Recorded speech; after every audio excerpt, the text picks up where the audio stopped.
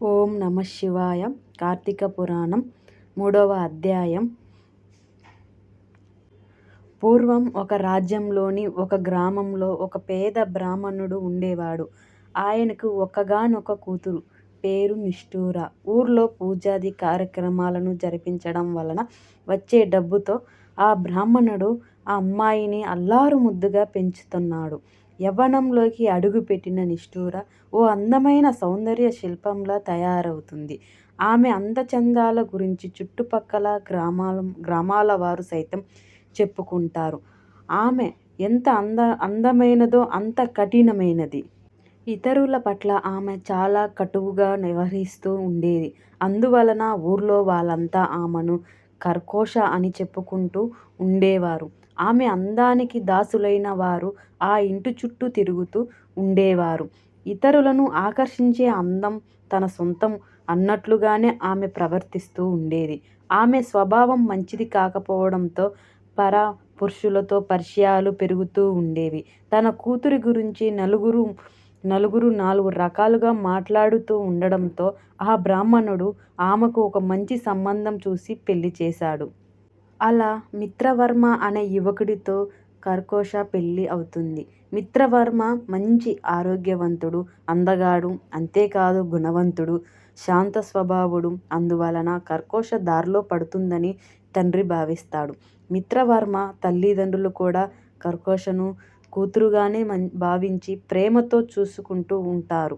అయితే తన చుట్టూ ఉన్న వాళ్ళంతా మంచివారే అయినప్పటికీ ఆమె స్వభావంలో మార్పేమీ రాలేదు. గతంలో పరపురుషులతో తనకి గల సంబంధాలు ఆమె కొనసాగిస్తూనే ఉంటుంది. ఈ విషయం అత్తామామలకే గాని భర్తకి గాని ఆమె నియంత్రించలేకపోయారు. ఊర్లో తన తండ్రికి గల పేరు ప్రతిష్టలను గురించి గాని అత్తగారింటి కుటుంబ గౌరవం గురించి గాని ఆమె ఏమాత్రం ఆలోచన చేయలేదు. తన మనసులో తోచినట్టుగా ఆమె నడుచుకుంటూ ఉంటుంది.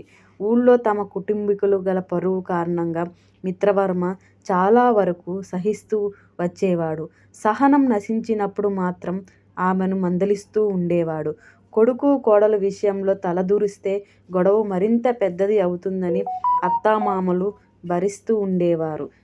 ఇది కర్కోశ మరింత అలుసుగా తీసుకుంది. కర్కోశ ధోరణి శృతి మించుతూ వెళుతుంది. అప్పటికే మిత్రవర్మ గౌరవ మర్యాదలు మట్టిలో కలిసిపోయాయి. ఆయన నిస్సహాయుడిగా చూస్తుండిపోతాడు. అయినా అతను తమకి అడ్డుగా ఉన్నాడనే విషయం పట్ల పలు పురుషులు తరచూ అసహనాన్ని వ్యక్తం చేస్తూ ఉండేవారు. దాంతో తన భర్తని అడ్డు తప్పించుకోవడానికి పరిష్కారం ఆమె భావిస్తుంది. ఒకరోజు రాత్రి తన భర్త గాఢ నిద్రలో ఉండగా ఆమె అతనిని హతమారుస్తుంది. అతని శవాన్ని పొలిమేరలోని పాడుబడిన బావిలో పారేస్తుంది. ఏమీ ఎరగనట్టు అక్కడి నుంచి తిరిగి వచ్చేస్తుంది. మిత్రవర్మ తల్లిదండ్రులకి జరిగినది గ్రహించి చాలా బాధపడ్డారు. కర్కోశక పరపురుషులను అండదండాలు ఎక్కువగా ఉండడం వల్ల ఆమెను ఏమీ అనలేని పరిస్థితి. అందువల్ల తమ కొడుకు లేని చోటున తాము ఉండకూడదని భావించి కర్కోశ కంట పడకుండా ఆ ఊరు నుంచి వెళ్ళిపోతారు. ఇంతకాలం తనని అదుపులో పెట్టడానికి ప్రయత్నించిన భర్తే లేడు, అత్తమామలు లేరు. అందువలన ఇక తాను ఏమి చేసినా అడిగేవారు లేరని భావిస్తుంది. అప్పటి నుంచి ఇక మరింత స్వేచ్ఛగా ప్రవర్తించడం మొదలవుతుంది.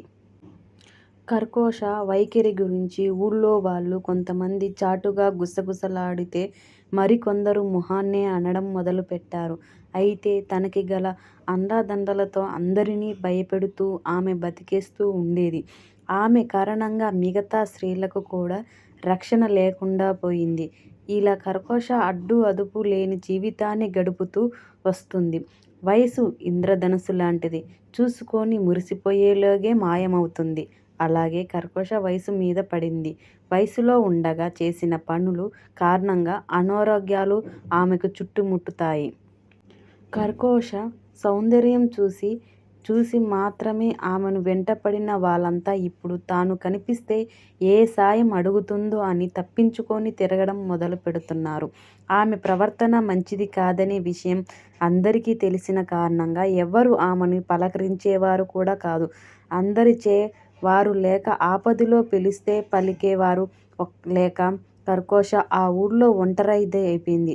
తన శరీరం సహకరించక, తనకి ఎవరూ సహకరించక నానా ఇబ్బందులు పడుతూ రోజులు గడుపుతూ వస్తుంది. చివరకు పలకరించేవారు కూడా లేని పరిస్థితిలో చివరి శ్వాసను విడిసింది. యవ్వన గర్వంతో, అందగత్తెనన్న అహంభావంతో మిడిసిపడిన కర్కోశ చనిపోయిన తర్వాత నేరుగా నరకానికి వెళుతుంది. భూలోకంలో విచ్చలవిడిగా వ్యవహరిస్తూ అనేక పాపాలు చేసినందుకు, భర్తను హత్య చేసినందుకు, అత్తామామలను కష్టపెట్టినందుకు, ధర్మాచరణ పాటించనందుకు యమధర్మరాజు ఆమెను అనేక రకాల శిక్షలు విధిస్తాడు. ఆ శిక్షలను కర్కోశ అతి కష్టం మీద భరిస్తూ వెళుతుంది. చేసుకున్న వారికి చేసుకున్నంత అని ఎందుకంటారనేది ఆమెకు అర్థమయింది. ఇలా నరలోకంలోని అన్ని రకాల శిక్షలను అనుభవించాక కర్కోశ ఆ పాపాలకు ఫలితంగా భూలోకంలోని ఒక ఊర్లో కుక్కగా పుడుతుంది. వీధి కుక్కగా తిరుగుతూ ఒక బ్రాహ్మణుడి ఇంటికి సమీపంలోని ఒక చెట్టు కింద పడుకోనుండేది. ఏ రోజున ఆ రోజు ఎక్కడికైనా ఏదైనా దొరికితే తినడం, లేదంటే లేదు.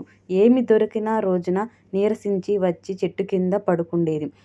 అలా ఒక రోజున ఆ కుక్క చెట్టు నీడలో పడుకొని ఉండగా అక్కడి సమీపంలో ఇంట్లో ఉండే ఒక బ్రాహ్మణుడు కొంత ఆహారం తీసుకువచ్చి దానికి ముందుంచాడు. ఆ బ్రాహ్మణుడు తెచ్చిన ఆహారాన్ని కుక్క గబగబా తినేస్తూ ఉంటుంది. ఆ బ్రాహ్మణుడు అక్కడికి నుంచి వెనుదిరిగి ఇంటికి వెళుతూ ఉండగా కుక్క ఏడుపు వినిపిస్తుంది. ఆ కుక్క ఒక మనిషి మాదిరిగా రోదిస్తూ ఉండడం ఆయనకు విచిత్రంగా అనిపిస్తుంది. తన కళ్ళను తానే నమ్మలేకపోతూ కుక్క దగ్గరకు వెళ్ళాడు. ఓ బ్రాహ్మణుడా, నాకు ఈ కుక్క జన్మ నుంచి విముక్తిని ప్రసాదించు. నేను చేసిన పాపాలు నుంచి నాకు విముక్తిని ప్రసాదించు అని కుక్క దీనంగా అడుగుతుంది. ఒక కుక్క మనిషిలా మాట్లాడుతూ ఉండడం ఆయనకి చాలా ఆశ్చర్యం కలిగింది. ఆ బ్రాహ్మణుడు అదే విషయాన్ని ఆ కుక్క దగ్గర వ్యక్తం చేశాడు. అప్పుడు ఆ కుక్క రూపంలోని కర్కోశ, బ్రాహ్మణుడా, నేను 14 జన్మల క్రితం ఒక బ్రాహ్మణ కుటుంబానికి చెందిన యువతిని. ఆ జన్మలో నేను అనేక పాపాలు చేసిన కారణంగా నరకంలోని అనేక శిక్షలను అనుభవిస్తున్నాను. ఆ తర్వాత కుక్కగా 14 జన్మలు ఎత్తాను. ఇది 15వ జన్మ. అయితే ఈ విషయాలేమీ నాకు ఇంతకు ముందు వరకు గుర్తుకు రాలేదు. నువ్వు పెట్టిన ఆహారం తిన్న తర్వాతే పూర్వజన్మకు సంబంధించిన జ్ఞాపకాలు వరుసగా నాకు గుర్తుకు వచ్చాయి. ఒక కుక్కకి పూర్వజన్మ స్మృతి కలగడం, పైన 14 జన్మల క్రితం తాను ఎవరనేది చెప్పగలగడం ఆ బ్రాహ్మణుడికి ఆశ్చర్యాన్ని కలిగిస్తుంది. అందుకు కారణం ఏమిటి అని ఆలోచన చేసిన ఆయనకు విషయం అర్థమైంది. హఠాత్తుగా నాకు పూర్వజన్మల గురించి విషయాలు ఎలా తెలిసాయి? దీనికి కారణం ఏమిటి?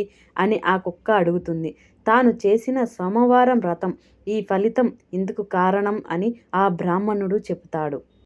నేను నియమ నిష్టలు కలిగిన బ్రాహ్మణుడిని. ఆచార వ్యవహారాలకు నేను ఎంతో విలువని ఇస్తాను. భగవంతుడి ఆరాధనకు పూర్తయ్యే వరకు ఎలాంటి ఆహారం తీసుకోను. అలాంటి నేను కార్తీక మాసంలో ప్రతిరోజు అభిషేకం చేస్తూ ఉంటాను. ఇక కార్తీక మాసంలో సోమవారం వ్రతం ఎంతో విశిష్టమైనది. ఈ వ్రతాన్ని ఆచరించేవారు ఉదయం నుంచి ఉపవాసం ఉంటూ నక్షత్ర దర్శనం తర్వాత భోజనం చేస్తారు.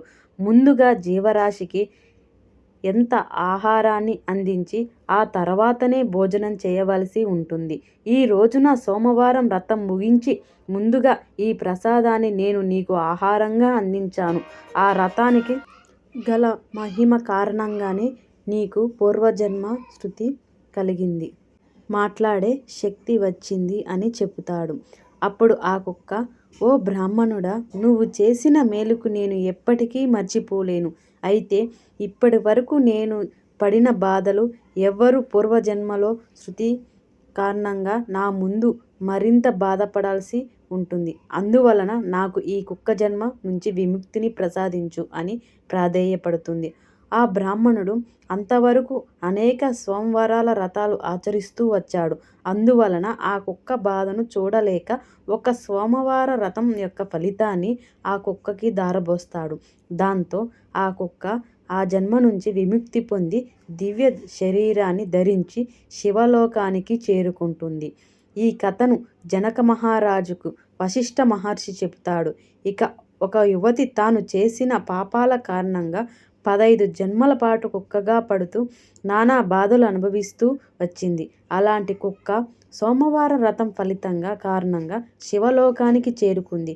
సోమవారం వ్రతానికి అంతటి శక్తి ఉంది. అందువలన పాపాలైన భస్మం చేస్తుంది. పుణ్యరాశిని అమాంతంగా పెంచేది. ఉత్తమ జన్మకు కారణమవుతుంది. ఉత్తమ గతులను పొందడానికి దోహదం చేస్తుంది. కార్తీకంలో అలాంటి సోమవారం వ్రతం చేయడం మర్చిపోకూడదు అని సెలవిస్తాడు. గమనిక.